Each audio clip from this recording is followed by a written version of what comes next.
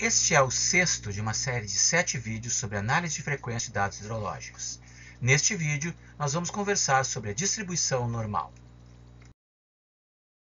Conforme nós vimos em vídeos anteriores, nós podemos utilizar dados observados para estimar a frequência com que um determinado valor foi igualado ou ultrapassado e, com isso, obter uma curva de probabilidade empírica.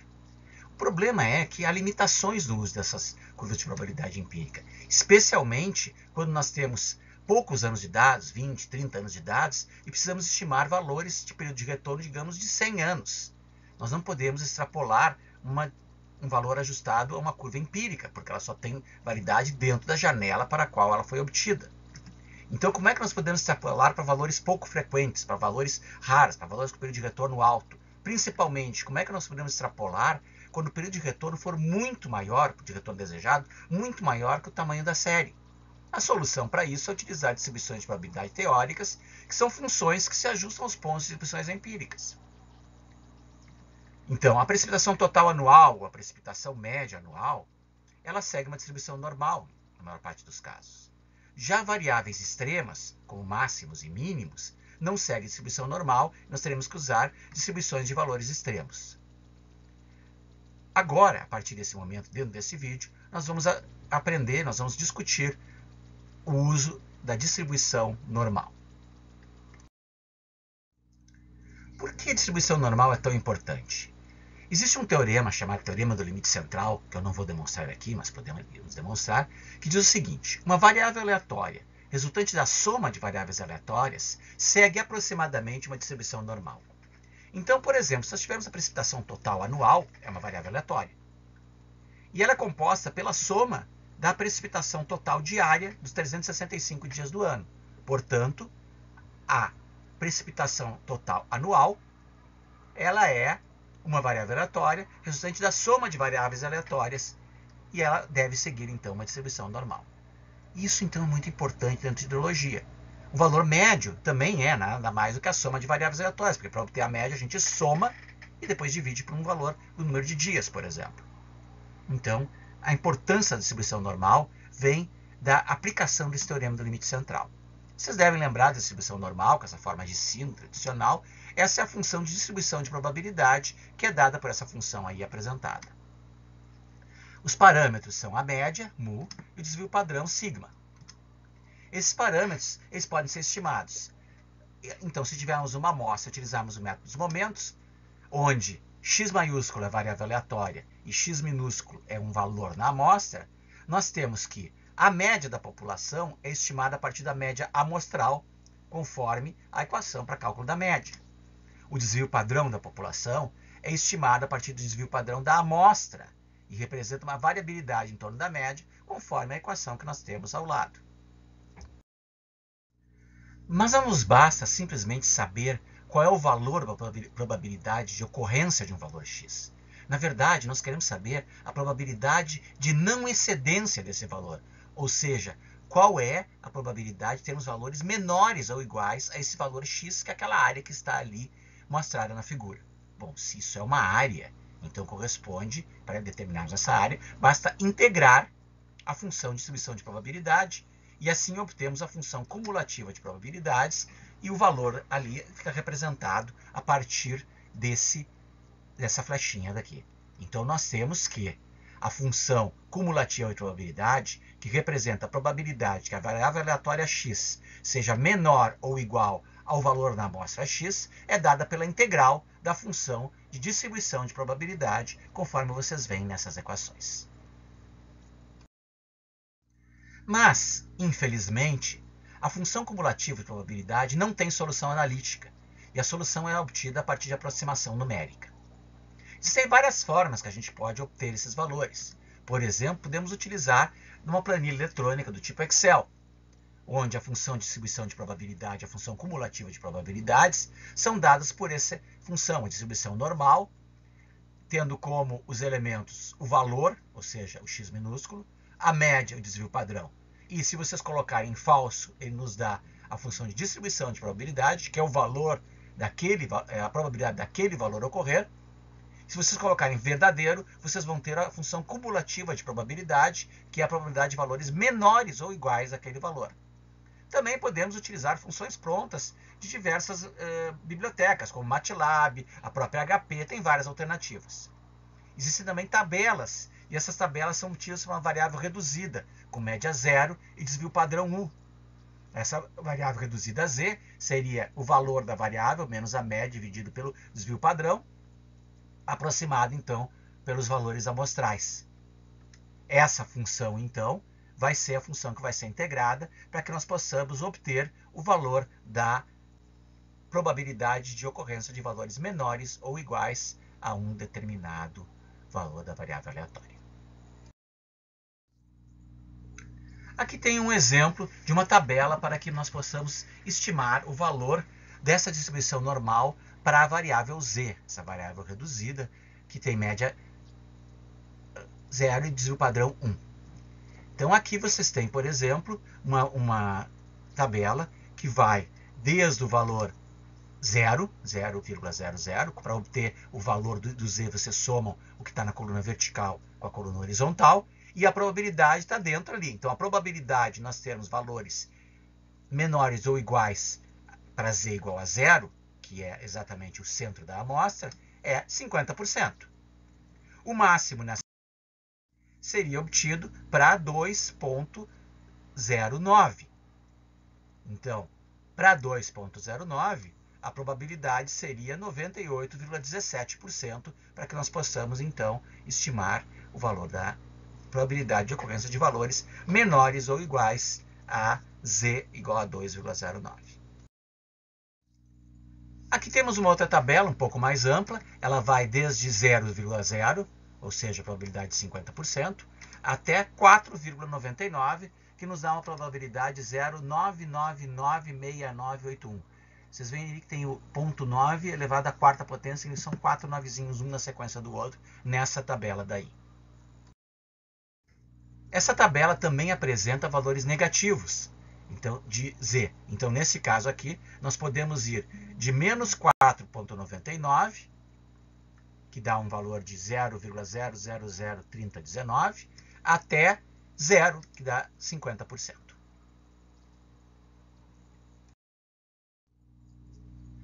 Vamos, então, utilizar essas tabelas para que a gente possa estimar determinados valores. Então, por exemplo, nós queremos saber qual é a probabilidade que a variável aleatória x maiúsculo seja maior que a média menos uma vez o desvio padrão, ou seja, esta área daqui. Vejam bem, maior que.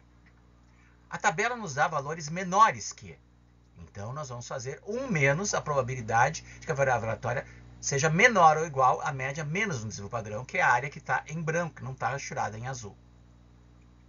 Para tanto, nós vamos substituir a probabilidade de x pela probabilidade de z, onde z vai ser o valor de z para x menos s, para a média menos o desvio padrão. Então, z é x menos a média, dividido por s, onde x é a média menos s. Isso vai nos dar menos s dividido por s, menos 1. Da tabela, então, vamos entrar na tabela para verificar como nós poderemos fazer. Aqui temos a tabela. Nós temos que entrar em menos 1, aqui está, e nós obtemos 0,1587, ou seja, 15,87%. É o valor que nós temos para que a probabilidade da variável z seja menor ou igual a menos 1, é 15,87%. Nós queremos que ela seja maior do que x menos um desvio padrão. Então, é 1 menos a probabilidade de que ela seja menor, ou seja, 1 menos 15,87, nós teremos 0,8413, ou seja, 84,13%. Bom, mas agora nós queremos saber qual é a probabilidade que a variável aleatória x seja maior do que a média, que é essa área hachurada. Ora, vocês vão me dizer, é 50%. Sim, nós já sabemos que é 50%. Porém, vamos fazer todo o procedimento para seguir o protocolo.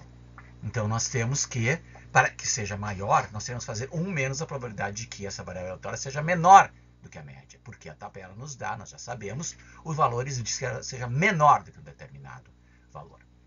Portanto, substituindo x, a variável x, pela variável z, nós faremos 1 menos a probabilidade que a variável z seja menor ou igual que o z da média.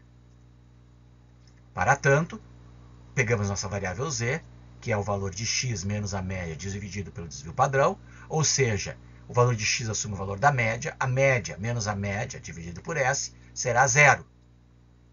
Então, da tabela, obteremos o valor que nos interessa, que é o valor da probabilidade de que ela seja menor ou igual à média. Então, aqui temos a tabela, colocando zero, não é surpresa nenhuma, encontramos 0,5, ou seja, 50%. Portanto, obtivemos este valor de 50%. Sabemos que a probabilidade que a variável aleatória x seja maior que a média é 1 menos a probabilidade que a variável z seja menor ou igual ao z da média. Ou seja, a probabilidade que a variável aleatória z seja menor do que zero. Então, isso vai nos dar 1 menos 0,50, ou seja, a probabilidade que a variável aleatória seja maior que a média é 50%. Isso não é surpresa para nenhum de nós. Agora, vamos verificar qual é a probabilidade de que a variável aleatória x seja maior que a média mais um desvio padrão. Ou seja, essa área rachurada em azul. De novo, o que nós temos é área em branco.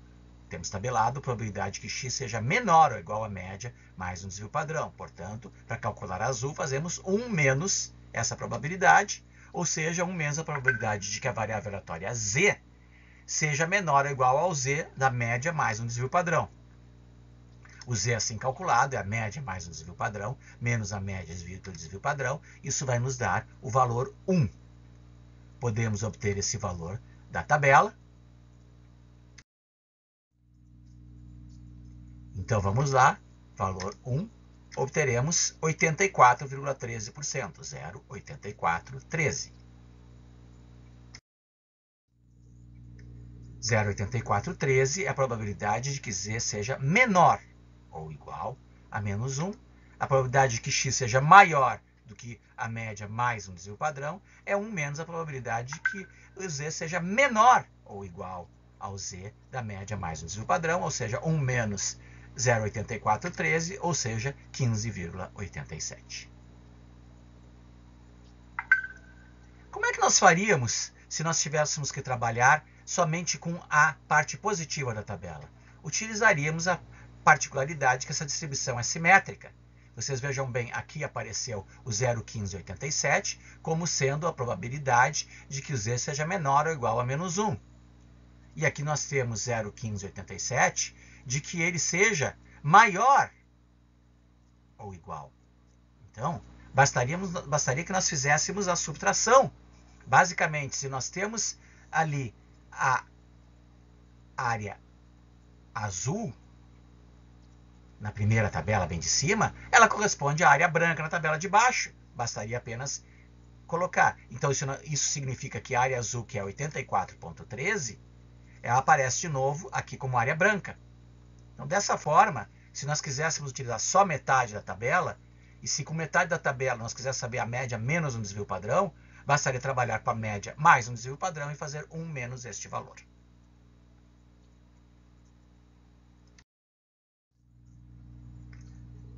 Partindo agora para examinar histogramas de frequência de dados reais. Nós verificamos que esses histogramas de frequência têm uma distribuição simétrica muito parecida realmente com a distribuição normal, quando nós trabalhamos com a precipitação total anual ou com a precipitação média anual. Isso também vai valer para vazões médias anuais, porque as vazões médias correspondem a um volume total devido à chuva.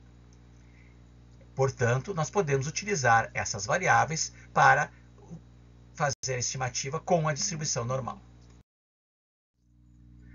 Uma outra ferramenta interessante é o uso de papéis de probabilidades.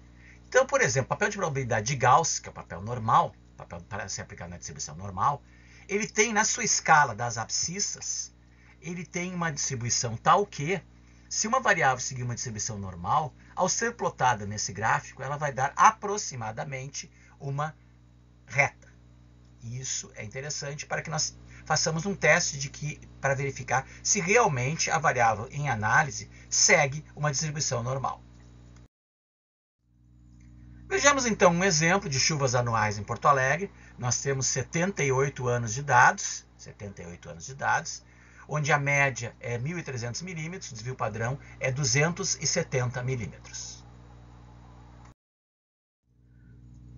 Ao plotarmos os dados, nós temos ali os dados em azul, são os dados observados, com as frequências estimadas a partir da distribuição empírica.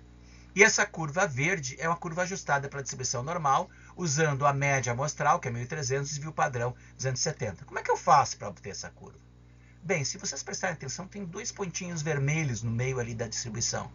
Um deles é a média mais um desvio padrão, que corresponde a 1.570 milímetros, e nós sabemos que ela tem 16% de chance de ser igualada ou ultrapassada. Nós vimos 15,87%. Da mesma forma, a média menos um desvio padrão tem 84,13%, ou 84% de ser igualada ou ultrapassada. Com esses dois pontos, nós podemos determinar a reta. Também poderíamos passar pelo valor médio, que tem 50% de chance. Então, aqui temos a média, a reta que determina, essa reta em verde, que determina a distribuição normal. E vemos que o ajuste é muito bom, à exceção desses dois pontos daqui. Por que será que esses dois pontos não têm um ajuste tão bom quanto os demais? Olha, eu posso dizer para vocês que isso é muito normal. O que acontece é que o maior valor, ou os dois maiores valores, frequentemente, eles têm um período de retorno maior que o tamanho da série e, por acaso, eles ocorreram naquela série. Então, nós tínhamos 78 anos de dados, mas esses dois valores devem ter um período de retorno maior do que 78, e, por isso, eles descolam da reta. Vamos, então, estimar qual é a probabilidade desse valor, 2099,5, de haver precipitações maiores ou iguais a esse valor dentro dessa série. Nós temos, então, um valor de quase 2.100 milímetros, numa série que tem uma média de 1.300. É uma precipitação bastante excepcional, com certeza. Então, vamos lá. A probabilidade que x seja maior que 2099,5, fazendo pela distribuição empírica, é simplesmente I, que nesse caso é 1, é o maior valor da série, dividido por n mais 1, onde n é o tamanho da série, que é 78, ou seja, 1 dividido por 79, 0,0127. O período de retorno é o inverso dessa probabilidade e seria, então, 79 anos. Muito bem. Pela distribuição normal, a probabilidade que ele seja maior é 1 menos a probabilidade de que o x seja menor ou igual a 2099,5. Ou seja, 1 menos a probabilidade que o z, a variável reduzida, seja menor que o z de 2099,5. Substituindo na equação do z, nós temos 2099,5 menos 1.300 dividido por 2070, isso vai dar 2,9611. Se nós formos retirar da tabela ou então do Excel, vamos ver o que acontece. Da tabela, 2,96, nós teremos 0,998462. Então, a probabilidade de que z seja menor ou igual a 0,99847. Fazendo então pela distribuição normal, nós temos que, aplicando a equação da distribuição normal, a fórmula da equação da distribuição normal no Excel, nós temos que é a distribuição normal de B3, onde B3 é o valor x, 2099,5, B1 é a média, 1.300, B2 é o desvio padrão, 270, colocamos verdadeiro para obter o valor do desvio padrão, o valor do cumulativo. O desvio padrão era 270 e o verdadeiro diz que é cumulativo. Nós obtemos 0,99847, no outro era 0,99842 na tabela, porque tem uma pequena diferencinha aqui, e o período de retorno de 652 anos, 652,5 anos. Voltando então aos cálculos, 0,99847, como nós vimos do Excel, determinando a probabilidade, nós chegamos à probabilidade de 0,153% e um período de retorno de 653 anos. Ou seja, o período de retorno que pela distribuição empírica era de 79 anos, passa a ser um período de retorno da ordem de 650 anos.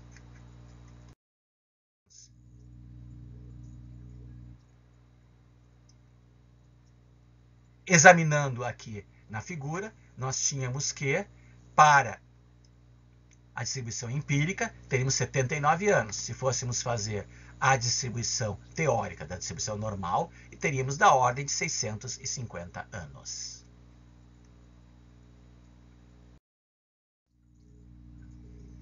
E se fizéssemos agora para o segundo maior valor, 1984,6, agora nós teremos 2 sobre 79, ou seja, 0,0253.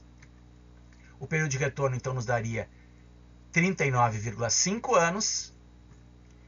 Pela distribuição normal, nós teremos que a probabilidade que a variável aleatória seja maior que 1984,6 é 1 menos a probabilidade que ela seja menor ou igual, ou seja, 1 menos a probabilidade que o z seja menor ou igual ao z de 1984,6. Fazendo diretamente do Excel, nós temos que a probabilidade é 0,994387 e o período de retorno é 178 anos. Então, aqui temos 0,9944, 1 menos 0,9984, a probabilidade de que ela seja maior. Isso vai dar 0,561%, ou 178 anos. Voltando à figura, nós tínhamos que pela distribuição empírica era 39,5, aproximadamente 40 anos. Pela distribuição teórica, nos deu aproximadamente 180 anos. Da mesma forma, nos valores maiores, nós tínhamos 79 anos pela distribuição empírica e 650 anos pela distribuição normal. Vamos agora, então, fazer um exemplo de aplicação. Nesse exemplo, nós supomos que as chuvas anuais no posto pluviométrico localizado na cidade de Lamonier, em Minas Gerais, que tem o código ANA 020-45005, seguem aproximadamente uma distribuição normal, com média igual a 1.433 mm e desvio de 299 mm. Qual é a probabilidade de ocorrer um ano com chuva total ou superior a 2.000 mm? E qual é o período de retorno dessa chuva total anual de 2.000 mm? Bom, considerando que a média e o desvio padrão da amostra sejam boas aproximações da média e desvio padrão da população, pode-se estimar o valor da variável reduzido para o valor de 2.000, ou seja, 2.000 menos a média, que é 1.433, dividido pelo desvio padrão, que é 299, nós obtemos um z de 1.896. De acordo com a tabela da página seguinte, que eu já vou mostrar para vocês, a probabilidade de ocorrência de z de um valor maior do que z de 1986 é 0,0287, estamos utilizando um valor de z igual a 1,9. Dessa forma, a probabilidade de ocorrer em um ano uma chuva total superior a 2.000 mm é de aproximadamente 2,87%, e o período de retorno é de um pouco menos de 35 anos. Isso significa que, em média, a chuva total superior a 2.000 mm nesse local ocorre uma vez em cada 35 anos. Em média, não de 35 em 35 anos. Se tiver 70 anos, espera que seja 2. Se tiver 105 anos, espera que haja pelo menos 3 valores maiores que esse. Nos mostra isso, aí está o ponto 9, que é o 0,0287, conforme nós tínhamos posto antes. Já está dando diretamente a probabilidade maior, vocês podem ver na figurinha lá em cima. Já é a tabela com probabilidade maior ou igual a aquele valor. Poderíamos também ter resolvido pelo Excel. Aqui nós temos, então, o B3 é o 2.000, o B1 é a média, 1.433, o desvio padrão é 299, nós teríamos 2,9% de probabilidade e 34,53 anos, aproximadamente 35 anos, como sendo, então, o nosso valor a ser determinado.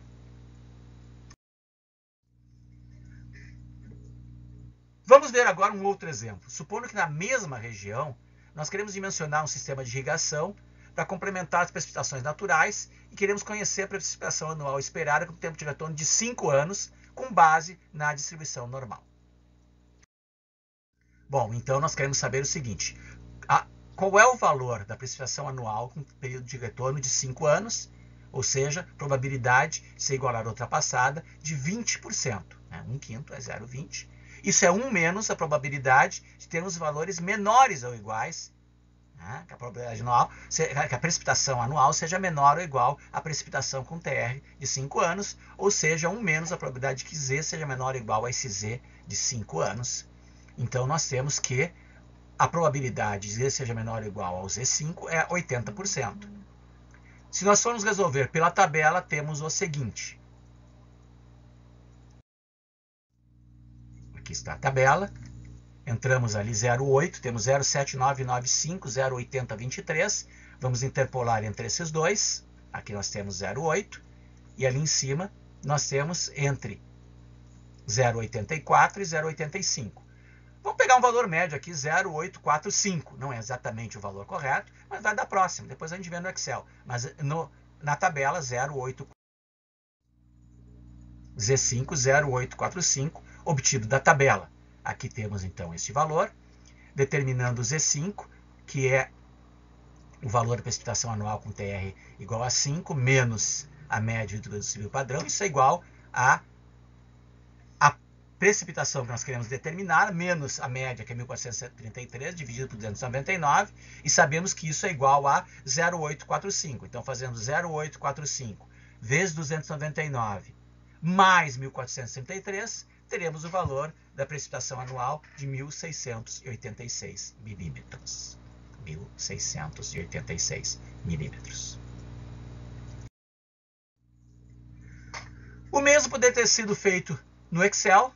Então, aqui no Excel, eu tenho o período de retorno de 5 anos, calculei a probabilidade, que é 20%, e eu quero saber, na realidade, a probabilidade de 1 menos 20%, porque eu quero saber a probabilidade de 80%, por isso que aparece ali na equação 1 menos B4, B1 é a média e B2 é o desvio padrão.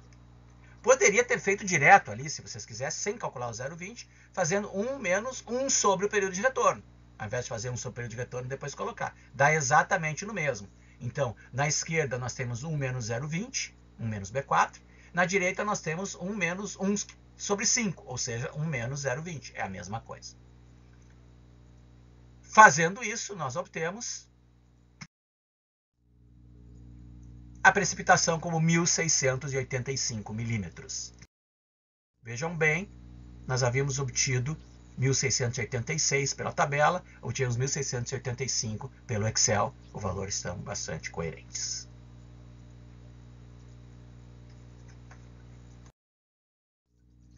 Para maiores detalhes sobre a distribuição normal de probabilidades, temos um anexo que está disponível no Moodle. Esse anexo nos dá uma abordagem analítica da distribuição normal de probabilidades que vocês podem, então, consultar para obter mais detalhes a respeito dos elementos que foram aqui apresentados.